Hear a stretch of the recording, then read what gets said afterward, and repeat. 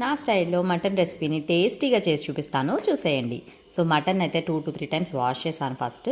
తర్వాత అందులో పసుపు, రుచికి సరిపడా సాల్ట్, కారం అండ్ గరం మసాలా పేస్ట్ని వేసుకొని మిక్స్ చేసుకొని పక్కన పెట్టేసుకోవాలి.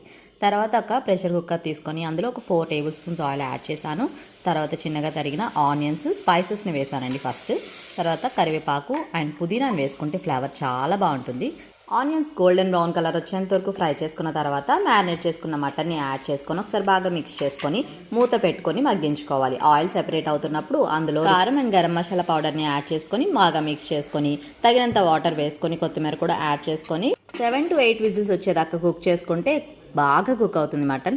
సింపుల్గా ప్రెషర్ కుక్కర్లో ఇలా ట్రై చేయండి, అస్సలు వదిలిపెట్టరు. టేస్ట్ అయితే చాలా బాగుంటుంది. సో బిగినర్స్ అయినా బ్యాచిలర్స్ అయినా ఈజీగా చేసుకోవచ్చు ఈ రెసిపీని. అండ్ వేడి వేడి అన్నంలో తింటే చాలా బాగుంటుంది. మరి మీరు కూడా ఒకసారి ట్రై చేసేయండి. అండ్ వీడియో నచ్చితే లైక్ చేసి ఛానల్ని సబ్స్క్రైబ్ చేసుకోవడం మర్చిపోవద్దు.